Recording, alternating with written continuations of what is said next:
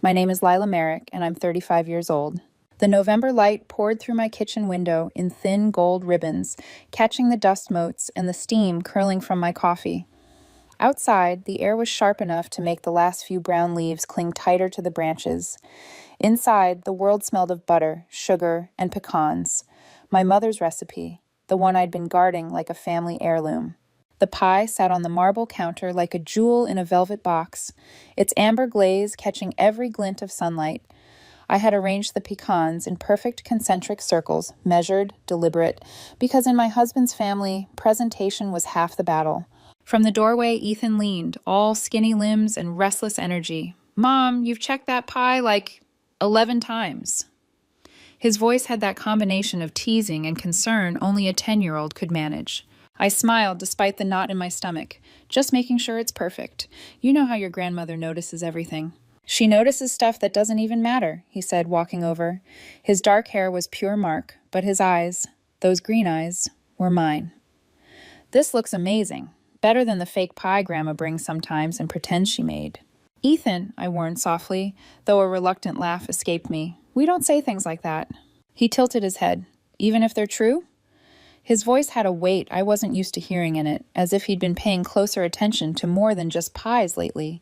Before I could answer, the low, familiar growl of Mark's BMW rolled into the garage. My shoulders tensed, a reflex, like stepping back from a hot stove. The slam of the car door was sharper than necessary. Bad day at work. He entered through the mudroom, charcoal suit still crisp, tie loosened.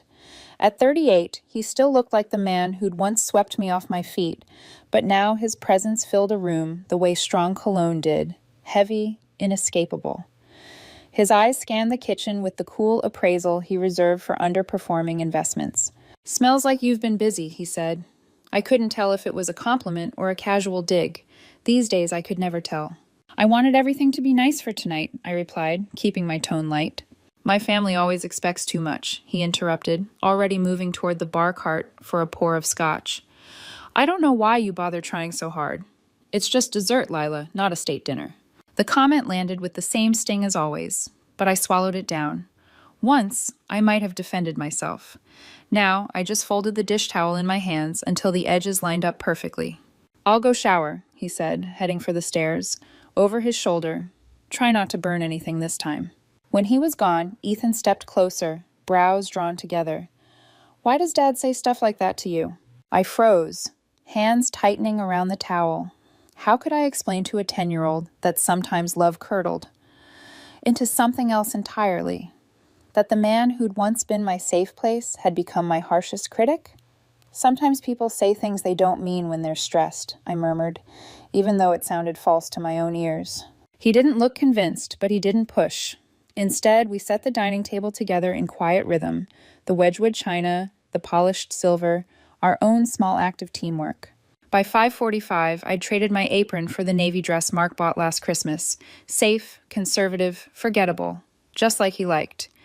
My makeup was understated, my jewelry minimal, perfect for blending in. At 6 sharp, the doorbell rang. My in-laws, Harold and Vivian, stood there like silver-haired bookends, faces set in their default expressions of mild disapproval. "The house looks clean," Vivian said, air-kissing my cheek without actually touching me. Harold handed over his coat without a word, already scanning for Mark. In his world, men talked business while women carried the coats. Within minutes, the rest of the Morrison clan swept in. Sophie, all smiles edged with steel, and Alan, the youngest, still basking in golden child immunity. Sophie's hug was quick, her whisper anything but. "You look rested. Must be nice having all day to get ready for these things." I didn't bite. I'd learned silence could be its own kind of armor. From the dining room, I caught Sophie's voice low and sly. "Let's see if she messes it up again." Vivian's soft laugh followed, like the click of a lock sliding into place. I took a slow breath, my hands smoothing over the fabric of my dress. Outside, the last of the daylight was slipping away, and the reflection in the window caught my eye. My own face looking back, composed and pleasant, but in my eyes, a flicker of something else. Something I couldn't name yet. And somewhere deep in my chest, I felt the air change, as if the night was waiting to pounce. The dining room shimmered under the chandelier's light, every glass and fork aligned like soldiers on parade. The long mahogany table gleamed, and the air already carried the faint tang of scotch and perfume, an intoxicating blend of old money and subtle malice. Mark was in his element, standing at the head of the table, pouring drinks with the charm he rationed for anyone who wasn't me. His voice was smooth, confident, the way it always was when he knew he had an audience. Vivian settled into her seat with the grace of a queen taking her throne, her pearls catching the light. She turned to me as if delivering a compliment, though her tone made it sound like a caution. "I hope you didn't overextend yourself, dear. We wouldn't want you tired." Alan smirked, swirling the ice in his glass. "Besides, last year's dessert was, what's the polite word, Soph?" "Memorable," Sophie chimed in, flashing a smile that could slice skin, just not in the way one hopes. A ripple of laughter moved around the table, and I felt it, that familiar hot prickle at the back of my neck. I kept my own smile fixed, a mask I'd learned to wear so well it almost felt like skin. Ethan sat beside me, his little shoulders squared, eyes darting between the adults like he was cataloging a crime scene. His hand found mine under the table, a quiet pressure that said he saw more than anyone realized. Vivian's gaze drifted to my place setting. "Ah, you've put the forks on the outside this year. You must have finally read that etiquette book I gave you." I could have pointed out that I'd been setting tables since I was 12, but instead I nodded. "Yes, thank you." The truth was, every word, every glance in this family was weighted. A chess game in which my role was to be the polite pawn. But tonight, something felt different. Ethan's hand in mine wasn't just comfort, it was readiness. When the roasted chicken arrived, golden and fragrant, the conversation shifted to acceptable topics, stock indexes, property values, the recent change in the country club's wine list. I moved quietly, refilling glasses, clearing crumbs, the efficient hostess. But as Sophie leaned toward her mother and whispered something, I caught just enough. She's bound to mess it up again. Vivian's answering chuckle was low, approving. A slow heat coiled in my stomach.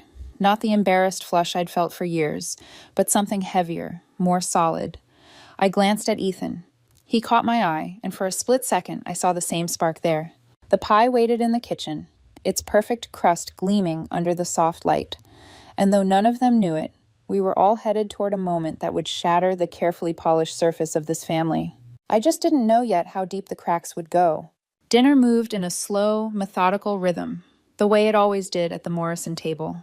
A quiet performance of good breeding and expensive manners. Silver scraped china softly, glasses clinked, and Mark's voice floated over the table as he told a story about a particularly profitable week at the firm. I nodded at the right moments, passed the salad when asked, and kept my eyes on my plate. Across from me, Sophie sipped her wine like she was waiting for an act in a play, not the main show, but the intermission before something better. When the last plate of chicken was cleared, Mark's gaze found me. "Dessert time, Lila," he said, his tone casual, but carrying an undercurrent I knew too well. "Yes," I said, forcing my hands to move steadily as I rose. "One moment." In the kitchen, I stood for a heartbeat longer than necessary, staring at the pie. It was perfect, the crust golden and crisp, the pecans glossy and arranged in neat spirals. My mother used to say, if it looks perfect, it probably tastes perfect.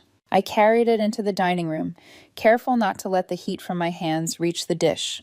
The room quieted just enough to make my footsteps sound louder against the polished floor.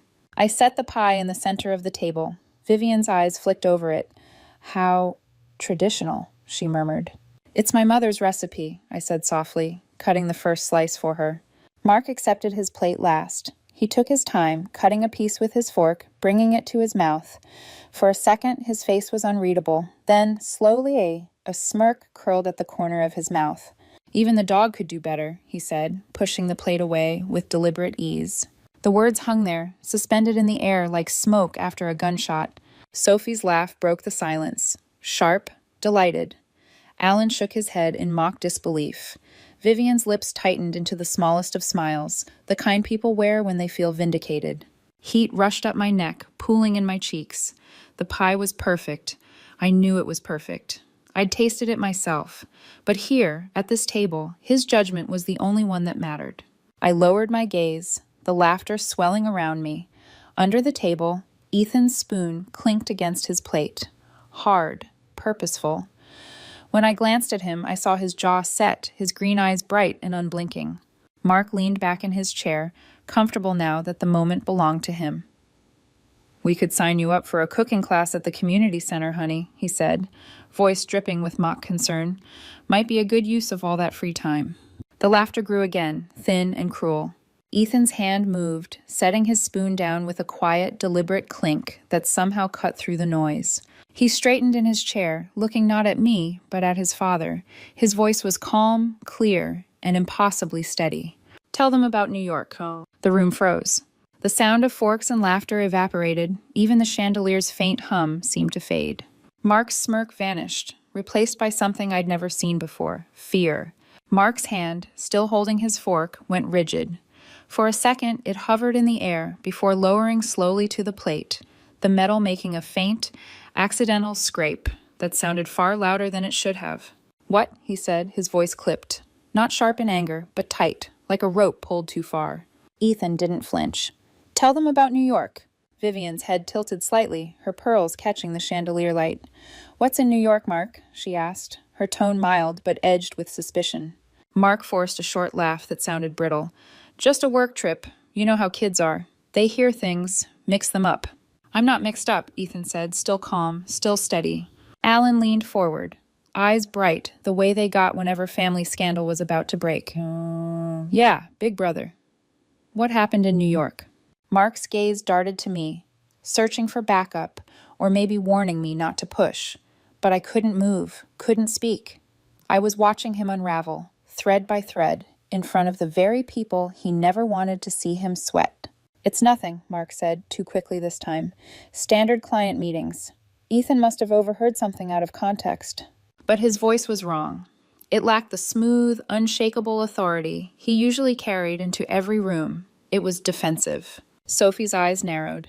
"Ethan," she said, her voice dripping with false warmth, "what did you mean about New York?" Ethan placed his hands neatly on the table, like he'd seen adults do. "Dad knows." He looked directly at his father. "You know."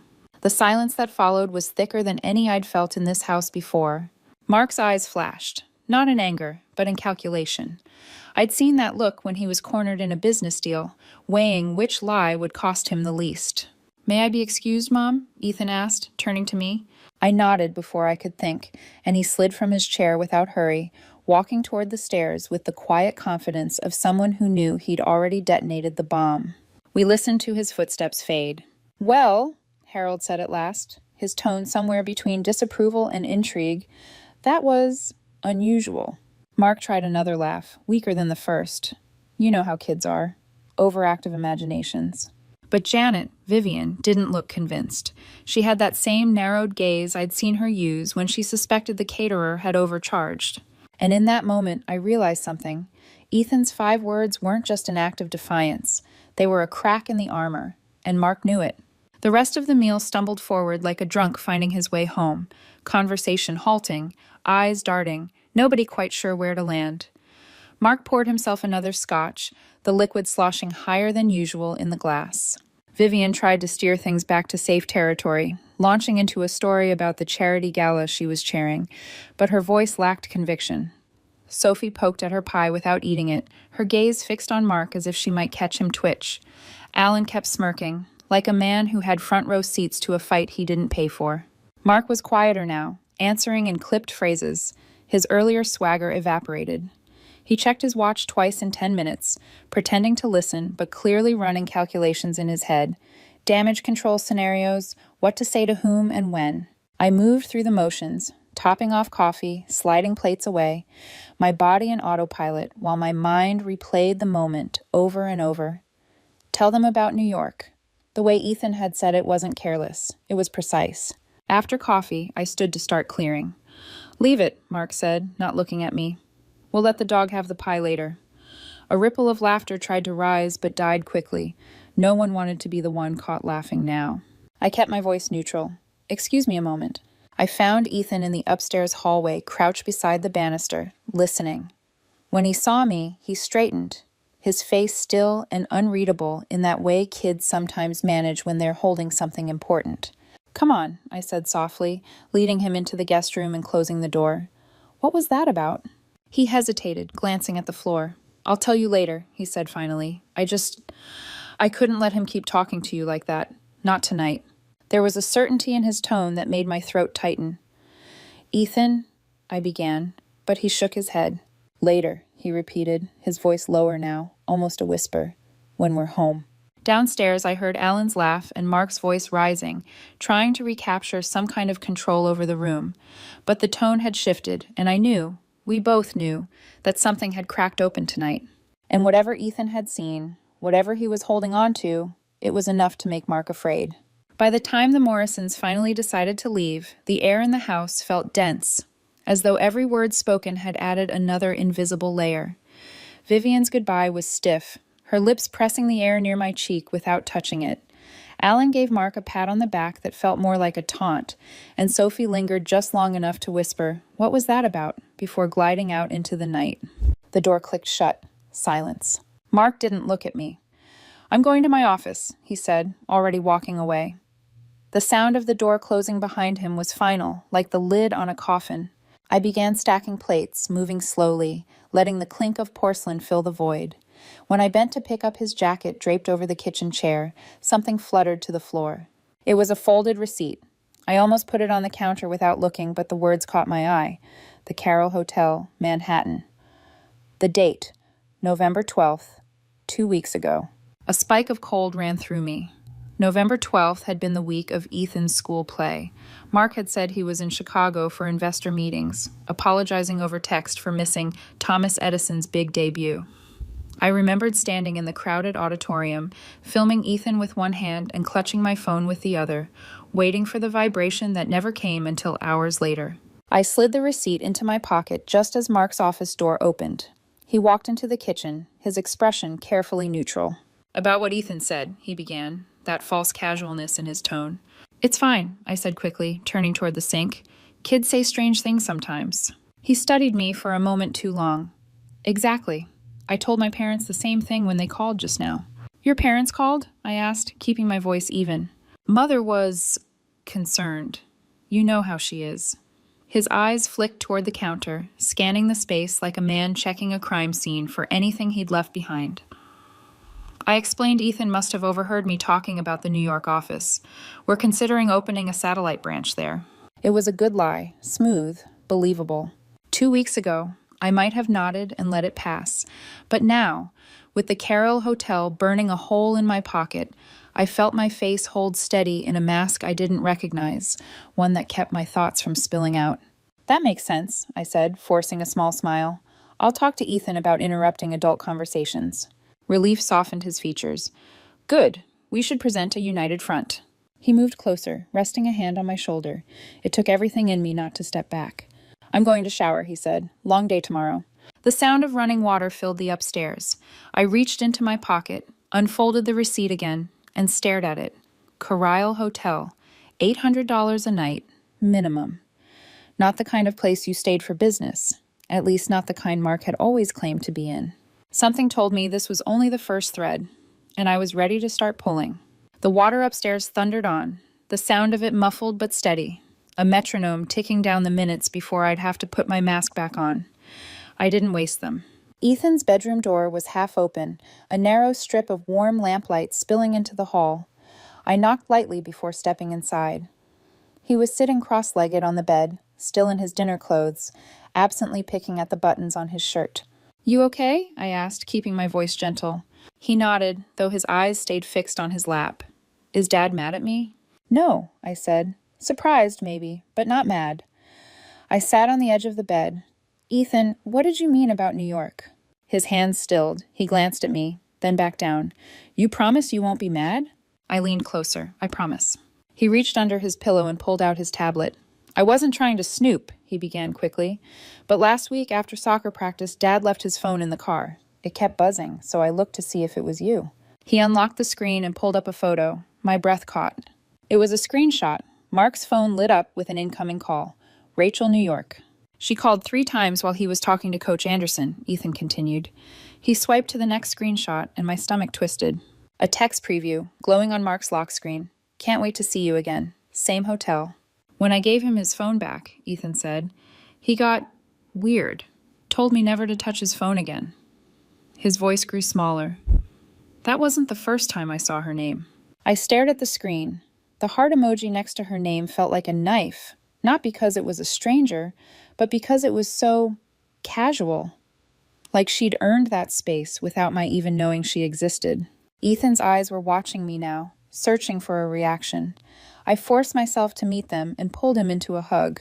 You did the right thing telling me, I whispered. This isn't your fault. None of it.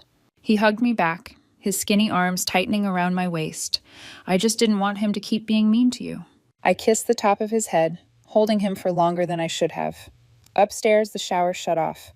I left his room with my heartbeat pounding in my ears, the screenshots now burned into my mind. Mark had his Rachel, and I had my first piece of proof. I waited until I heard the bathroom door click shut again, the low hum of Mark's electric toothbrush buzzing faintly through the wall. Then I went downstairs, moving quietly, like someone breaking into her own life. The laptop sat on the kitchen counter where I'd left it earlier. My fingers hesitated for just a second over the trackpad, old habits telling me I shouldn't pry. But that voice was quieter now, drowned out by Ethan's screenshots replaying in my head. I logged into our joint credit card account. Mark handled most of the finances, insisting it made sense, given his expertise. But I still had the passwords, relics from a time when we believed in transparency. The statement loaded slowly, each transaction like a breadcrumb, leading somewhere I didn't want to go, but couldn't avoid. Carroll Hotel, $2,400, Tiffany & Co., $1,200, Bergdorf Goodman, $1,890, Daniel NYC, $650, all within the same 3-day window in November. All during the week he was supposedly in Chicago, eating conference chicken and sleeping at the Marriott. My pulse quickened. I scrolled further back, past October, past September. The pattern emerged like a stain blooming through fabric. Every month for the past half year, there were similar charges. Always New York, always luxury, always timed to coincide with business trips. I took screenshots of everything, saving them to a hidden folder on an old cloud account Mark didn't know about. For a moment, I just sat there, staring at the glow of the screen. I'd thought betrayal would feel like a single, sharp cut, one clean wound you could name and tend to. But this was a slow bleed. Months, maybe longer, of him looking me in the eye, while quietly spending our life together somewhere else. Upstairs, I heard the bed creak as Mark lay down. I closed the laptop and sat in the dark kitchen, the only sound the faint hum of the refrigerator. If this was a chess game, he'd been making moves for months. It was my turn now. By morning, the decision had settled in me like something inevitable. I couldn't go after this alone, not with Mark's money, connections, and that talent he had for twisting a story until you doubted your own memory. I needed someone who knew how to dig. After Ethan left for school, I called Maya. She'd been my roommate in college, smart, relentless, and currently working as a paralegal for a mid-sized law firm downtown. The kind of person who could find a needle in a haystack, then tell you the haystack's social security number. Maya, I need your help, I said the moment she picked up. My voice must have carried something sharp, because hers immediately softened. What's going on? Are you okay? Do I need to come over? Yes, and I need legal advice, off the record. 20 minutes later, I was sitting at her kitchen table, a mug of coffee warming my hands, while she scrolled through the screenshots on my phone. She didn't say anything for a long moment. Then she let out a slow whistle. Well, she said, your husband's not subtle, is he? Apparently not. What's her name again? Rachel. I hesitated, then added, in his phone, she's Rachel New York. Maya's eyebrows rose. Oh, he's cocky. Let's see what we can find. Her fingers flew across the keyboard, the glow of the laptop lighting her face. She ran searches in public directories, corporate bios, LinkedIn, even scanned a couple of internal databases she technically wasn't supposed to have access to. Within 40 minutes, she turned the screen toward me. A professional headshot stared back. Sleek blonde hair, tailored navy blazer, teeth so white they almost hurt to look at. Rachel Thompson, Maya read, 32. Investment analyst at Halden & Lee, a firm that's partnered with your husband's company on multiple projects. Moved to New York from London 8 months ago. MBA from Wharton. Divorced 2 years ago. Cited cause. Adultery. I blinked. She's done this before. Maya nodded. Her ex-husband claimed she had an affair with her married boss. This might be her thing. I stared at the photo longer than I meant to, cataloging every detail. She was everything I wasn't at this point in my life. Younger, sharper, still carrying that dangerous glow of someone who hadn't been worn down by years of calculated criticism. Maya closed the laptop. If you're going to move on this, you need more than receipts. You need something undeniable, a confession, witnesses, something he can't spin. I thought of Thanksgiving night, Ethan's voice, the way Mark's face had drained. He's not careful, I said slowly, not careful enough. And as the words left my mouth, an idea began to take shape. Maya's apartment had the hum of a quiet engine, coffee brewing, her laptop fan whirring, the soft click of keys as she pulled up another search window. If she's tagging locations or getting tagged in photos, we might have a trail, Maya murmured, already typing Rachel Thompson into Instagram. The account was private, but she smirked. Private doesn't mean invisible. Within minutes, she was scrolling through public posts where Rachel had been tagged by others. Corporate event photos, restaurant group shots, even a blurry snap at a Broadway show. Look at this, Maya said, clicking open a photo from a Halden and Lee gala 3 months ago. Rachel was in a deep red dress, laughing at someone off camera. Behind her, just out of focus, was Mark, unmistakable in a tailored black suit, the same smug tilt to his head I'd seen at countless Morrison family dinners. That weekend, I said quietly. He told me he was in Boston visiting a college friend. Maya's mouth twisted. Guess his friend wore Valentino. She kept digging, and the pattern emerged like oil blooming on water. Rachel's tags were always in the same kinds of places as the charges on our credit card statements. The Carroll Hotel, Daniel, a handful of intimate jazz clubs in the village.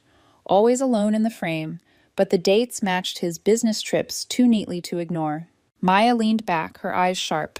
This isn't just some fling in between meetings. He's building her a parallel life. The phrase stuck in my head. Parallel life. I pictured it like train tracks, running right beside mine, close enough that I could almost reach out and touch it, but moving in a direction I'd never been invited to follow. For a long moment, I didn't say anything. I just stared at the screen, at this curated collection of moments from a life that was supposed to be mine to share with him. Dinners, trips, champagne toasts, the kinds of things he now said were too expensive or too much trouble when I suggested them. A bitter thought slid in, uninvited. He wasn't tired of romance. He was just tired of romance with me. Maya's voice cut through. You ready to take this from suspicion to checkmate? I thought of Ethan, of the look in his eyes when he set his spoon down at Thanksgiving, of how, even at 10 years old, he'd recognize something I'd spent months avoiding. Yes, I said. My voice sounded calm, even to me. I'm ready. The opportunity came 2 nights later, in the most ordinary disguise. Mark was stretched out on the couch, half watching a financial news segment, half scrolling through his phone. Going to bed early, he announced, clicking the TV off. Early meeting tomorrow. I waited. 10 minutes. 20. Then, when the bedroom light went dark, I climbed the stairs, moving past our room and into the small hall closet where he kept his gym bag. He'd left it zipped halfway, his workout clothes balled on top in the same careless way he did everything he didn't consider important. Beneath them, my fingers brushed something smooth and hard-edged. A phone. Not his usual sleek model, but a cheap prepaid one, the kind people bought when they didn't want it traced. My pulse pounded in my ears as I slid it out and pressed the power button. The screen lit up instantly, no passcode. There was only one contact in the address book, R. The text thread was obscene in its intimacy. Hundreds of messages stretching back months, shifting from polite to flirtatious to explicit. Can't wait to wake up next to you again. Last night was incredible. My wife's getting suspicious. We need to be careful. Thursday can't come soon enough. But it was the most recent exchange that froze me in place. Our family dinner was a disaster. The kid knows something. How? Mark. No idea, but I handled it. R. Maybe it's time to tell her. I'm tired of hiding. Mark. Not yet. I need to protect my assets first. Protect his assets. He wasn't just cheating. He was planning, strategizing how to leave me, on his terms, with his money intact, while keeping the truth buried until it benefited him. I took photos of every screen with my own phone, hands shaking but deliberate. Then I powered it off, returned it exactly where I'd found it, and repacked the bag. Back in the kitchen, I stared at the glow of the refrigerator for a long moment. I wasn't crying. I wasn't shaking anymore. I was steady. If Mark thought he was the only one who could plan ahead, he was about to find out just how wrong he was. By Monday morning, my certainty had sharpened into something almost physical, like a blade I could feel in my hand. Maya had already lined up an appointment with Diane Hartley, a divorce attorney whose reputation for dismantling men like Mark was whispered about in certain circles. Her office was cool and precise: glass desk, shelves lined with leather-bound law books, a single orchid blooming on the windowsill. Diane shook my hand firmly, her gaze already assessing. Maya filled me in. Let's see what you've got. I slid the stack of evidence across the desk. Screenshots, credit card statements, and, at the top, photos of the texts from the prepaid phone. Diane leafed through them with the calm focus of a surgeon reviewing scans before an operation. You've done excellent groundwork, she said. Unfortunately, in this state, adultery doesn't drastically change the division of assets unless we can prove dissipation, that he spent marital funds on her. I pointed to the highlighted transactions. Hotels, jewelry, restaurants, thousands. She nodded. He'll claim they're client-related expenses. With his job, that's plausible. She set the papers down. We need something irrefutable, a confession, ideally in front of witnesses who won't be on his side. The idea sparked instantly in my mind. Thanksgiving replayed in my memory, the way Ethan's 5 words had stripped Mark of all his composure. And who had been there? The Morrisons. What if, I said slowly, I could get him to admit it in front of his family? Diane's eyebrow arched. That would be unusual, effective, but tricky. He'd have to be caught off guard, unable to prepare a cover story. I know how to do that, I said. My voice was steady, even though my pulse wasn't. I just need to make sure they're all in the same room. Diane leaned back in her chair. If you can pull that off, we'll be negotiating from the top of the mountain. But understand, once this starts, you can't walk it back. I thought of the prepaid phone, of Rachel's name in his contacts with that heart emoji, of Ethan watching me get humiliated over a pie that was perfect. I'm not walking anything back, I said. And in that moment, I wasn't just Lila Merrick, wife and hostess, polite daughter-in-law. I was the woman who was about to burn down the room and make sure he handed me the matches. I knew exactly where to aim. In the Morrison family, nothing, not loyalty, not kindness, not even blood, outweighed the preservation of their reputation, and nobody guarded that more fiercely than Vivian. I called her on Tuesday afternoon, careful to let hesitation bleed into my voice. Vivian, I wanted to apologize again for what Ethan said at dinner the other night. I'm actually concerned about him. He's been saying strange things lately. The pause on the other end was short but charged. Strange? How? He keeps bringing up this woman named Rachel. Says he's heard Mark talking to her. I think he might be making up stories for attention. I let my voice dip lower. I'm just worried he'll say something at school. You know how quickly gossip spreads. There was a faint hiss of breath, like she'd just taken in a drag of a cigarette she didn't smoke. We should discuss this as a family, she declared. Oh, I don't want to cause trouble. Nonsense. Come for dinner Thursday. All of us together. We'll get to the bottom of this. Her tone had the sharp finality of a judge delivering a sentence. But Mark has a conference in Philadelphia that night. I'll call him myself, she interrupted. He can delay his trip for something this important. I smiled into the phone, letting just enough relief color my tone. If you think that's best. Oh, I do, she said, and I could hear the satisfaction in her voice.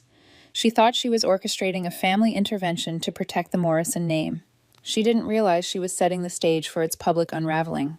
By Wednesday evening, Mark was pacing our bedroom like a caged animal. I can't believe you involved my mother in this, he snapped. Do you have any idea what you've done? I have important meetings. She insisted, I said, feigning innocence. You know how she is when she's worried about family reputation. His jaw tightened, a vein pulsing at his temple. Fine, but we're presenting a united front. Ethan is acting out, and that's the story. Understood? Of course, I said, keeping my tone even. A united front. He stopped pacing long enough to point at me. Don't make this harder than it has to be. I met his eyes, smiling faintly. I wouldn't dream of it. But in my mind, the pieces were already in place. Vivian's summons, the Morrisons' love of spectacle, Ethan's screenshots waiting in my bag. All that was left was to light the match. Thursday evening arrived crisp and cold, the kind of air that made everything feel sharper.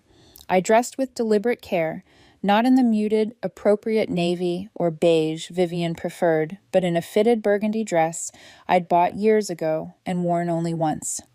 Mark had once told me it looked like I was trying too hard. Tonight, I wanted exactly that. Ethan watched from the doorway as I adjusted my hair. "You look different," he said quietly.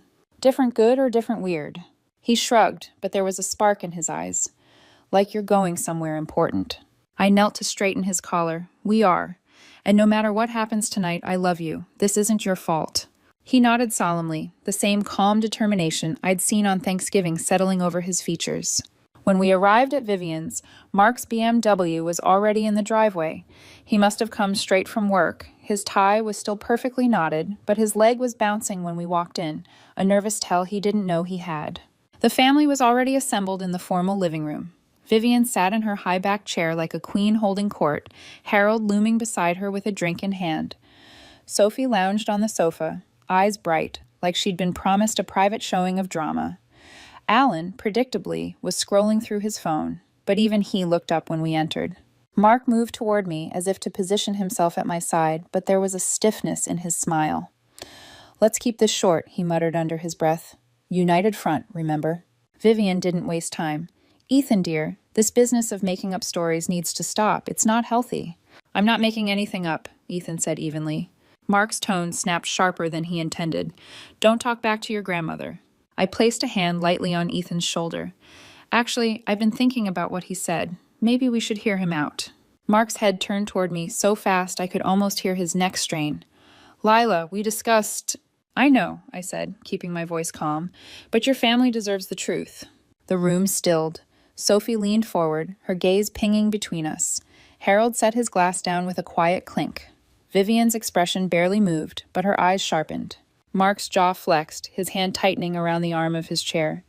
"Lila!" I slipped my hand into my bag and wrapped my fingers around the tablet waiting inside. My pulse was steady now. The stage was set, the audience rapt. It was time. I pulled the tablet from my bag and set it on the coffee table, its black screen reflecting the chandelier's light.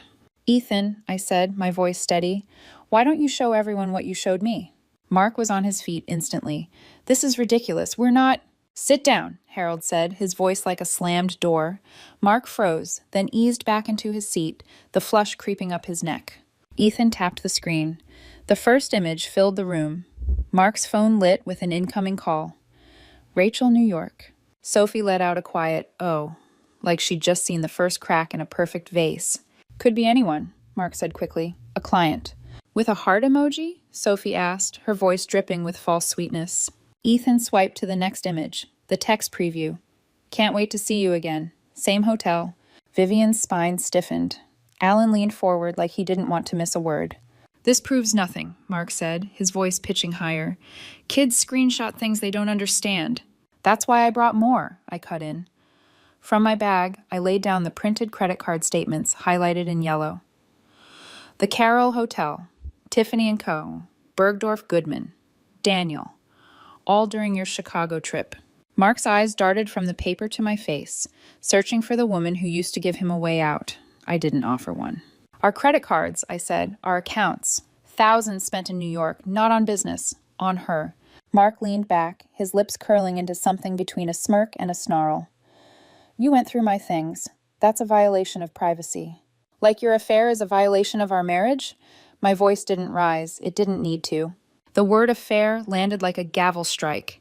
Vivian's lips parted in silent shock. Alan actually grinned. Sophie's eyes flicked to Mark, hungry for his next move.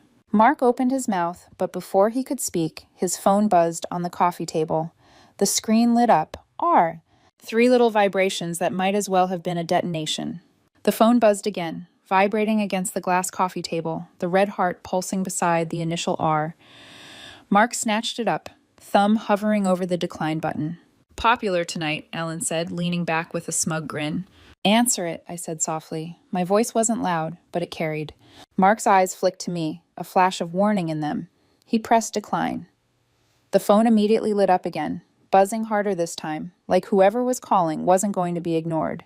Go ahead, Sophie said, her tone feigning innocence but her eyes glinting. We're all family here. The third buzz came, and in his rush to silence it, Mark's thumb hit the wrong icon. The call connected, on speaker. Mark, where are you? The voice was bright, impatient, and unmistakably female. I've been waiting for an hour. The champagne's getting warm. Mark fumbled, trying to end the call, but the damage was done. The room had frozen, every face turned toward him. Vivian's pearl-draped shoulders went rigid.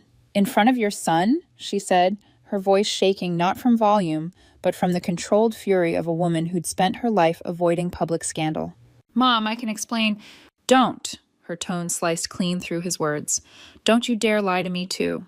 I leaned forward, my hands resting lightly on my knees.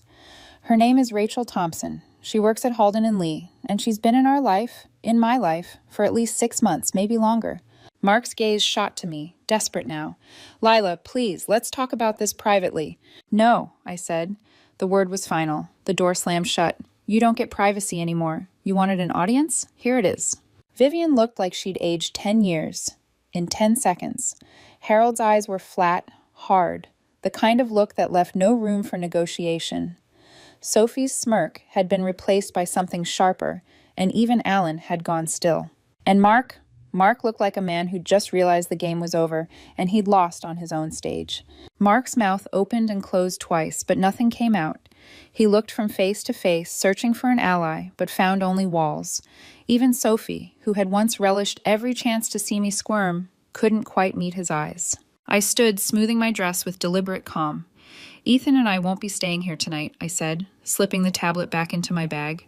From now on, all communication goes through my lawyer. Your lawyer? His voice cracked on the word, his confidence bleeding out faster than he could hide it. Lila, that's not necessary. It's already done, I said. Vivian rose from her chair, her expression unreadable until she spoke. Lila. I braced myself for a final barb, a last defense of her son, but instead she looked directly at me and said, The pie was excellent. It always is. For a moment, the room seemed to tilt, the weight of years shifting just slightly off its axis. I took Ethan's hand, and we walked to the door. His small fingers tightened around mine as we stepped into the cold night. Behind us, the silence in that perfect living room felt heavier than all the conversations that had ever taken place in it. Mark didn't follow. The air outside was sharp and clean, and for the first time in a long while, I breathed it in without feeling like it caught in my throat. We drove away without speaking, the Morrison house shrinking in the rearview mirror until it was just another set of lights in the dark. The hotel room was small, 2 double beds with matching stiff quilts and a view of the parking lot, but to me it felt like a foreign country, one where the air was lighter and the walls didn't listen. Ethan kicked off his shoes and sat cross-legged on the nearest bed, still in his dinner clothes. His eyes followed me as I dropped my bag on the desk. Are you okay, Mom? I sat beside him, pulling him close. I will be. We both will be. His head rested against my shoulder. I'm sorry I started all this. I pulled back enough to look at him. You didn't start anything. You stood up for me when no one else would. That's one of the bravest things I've ever seen. His small smile was all Ethan, pure and guileless. Grandma was wrong, by the way. Your pie's way better than hers. I laughed, the sound surprising both of us. While he changed into pajamas, I sat at the desk and pulled out my phone. The screen lit up with missed calls and texts from Mark. Some short, some long, all variations of the same plea. Call me back. We can fix this. Don't do anything rash. I turned the phone off. But before I did, I sent him one final message. From now on, communication goes through Diane Hartley, my lawyer. I hit send, then closed the phone like sealing an envelope. The next morning, Ethan was already dressed and bent over his homework at the desk. It's Friday, I reminded him. I know, he said. Figured I should still go to school. It was so matter-of-fact, so normal, that my chest tightened. The world hadn't stopped spinning, even though mine had tilted completely. I dropped him at school with a promise to pick him up later. Then I drove straight to Maya's, where she met me at the door with coffee and a hug. You made the rounds last night, she said. Words already bouncing around the Morrison circle. 3 people have called me for details. What are they saying? That Mark showed up at his parents' house at midnight, drunk, begging them to talk to you. Harold literally shut the door in his face. I closed my eyes for a moment, letting that image settle in. The first small victory in what I knew would be a long war. And the thing about victories, they have a way of giving you the taste for more. The weeks that followed moved with a strange rhythm. Bursts of legal fire followed by pockets of silence so still they felt suspicious. Diane wasted no time. She hired a forensic accountant, a quiet man with sharp eyes who treated Mark's financial records like a puzzle he'd been waiting his whole life to solve. It didn't take long for him to find it. A separate bank account Mark had opened 6 months ago, discreet withdrawals from our joint investments trickling into it like water leaking from a cracked pipe. Over $50,000 had been siphoned off, and the paper trail was clean enough for court, but sloppy enough to prove intent. Mark's lawyer must have seen the writing on the wall because the negotiations turned fast. He agreed to terms that, by Diane's estimate, were far more generous than she'd expected: the house, 60% of our assets, and alimony that would keep Ethan's life uninterrupted, all in exchange for keeping it out of the courtroom where his reputation could be gutted in public. Ethan stayed mostly quiet through the process, but I could see the relief in the way his shoulders no longer hunched when he heard his father's voice. He refused overnight visits for now. Diane made sure that was on the record. Mark still tried, in his way, texts about being a family again, carefully worded emails with subject lines like, "For Ethan's sake." But his words felt like someone knocking on a locked door after they'd already set the house on fire. 3 weeks after the dinner at Vivian's, I stood in my kitchen, making a pecan pie. Not for show, not for an audience that was waiting to pounce, but because I wanted to. Ethan sat at the counter, flipping through a library book, looking up every so often to watch me crimp the crust. "You know what I realized?" I said, brushing egg wash along the edges. "I spent so many years trying to make everyone else happy that I forgot what made me happy." He looked up. "What makes you happy?" "Baking when it's not for judgment. Reading. Gardening. You," I said, smiling. "Definitely you." And as the pie went into the oven, the kitchen filled with the warm, buttery scent of something made without fear. Spring came early that year, and with it, a quiet I'd never known in this house. 6 months had passed since that night in Vivian's living room. In that time, I'd launched a small marketing consultancy out of the spare bedroom. My first project was helping a local florist rebrand, and now her orders were booked 2 months in advance. My clients were mostly women running their own businesses, women who reminded me a little of myself before I'd learned to shrink to fit someone else's idea of appropriate. Ethan was thriving too. Without the constant undercurrent of tension at home, he'd joined the drama club, started getting A's in subjects he used to dread, and, my favorite, begun writing short stories he'd actually let me read. One Friday afternoon, I was pulling a pie out of the oven when the doorbell rang. Ethan answered it and returned with Vivian standing in the doorway, her pearl necklace a little uneven, her expression softer than I'd ever seen it. "May I come in?" she asked. I nodded, offering coffee. We sat at the kitchen table, the pie between us. She looked at it for a long moment before speaking. "I owe you an apology," she said. "I was cruel to you for years. I thought if I made you feel small, maybe you'd try harder to be what I wanted for Mark. But I see now you were the best thing that ever happened to him, and we all let him destroy it." I didn't rush to fill the silence. She reached into her handbag and slid an envelope across the table. 50,000 from Harold and me. Call it a graduation gift for graduating from our family. I almost laughed, but there was something in her eyes, a tired honesty, that made me just nod. At the door, she paused. "For what it's worth, Rachel left him 2 weeks after you separated. Apparently she prefers her men married." After she left, I sliced the pie, setting 2 plates on the porch railing where Ethan and I sat to watch the sunset. "You know," he said between bites, "I'm proud of you." "For what?" "For standing up for yourself, even when it was scary." I smiled, ruffling his hair. "You showed me how." Across the street, Mark's BMW slowed as it passed our house. I didn't look up, didn't wave. That chapter was closed. The pie was perfect, golden, fragrant, still warm. But the real sweetness was knowing I'd finally built a life where I didn't need anyone else to tell me so.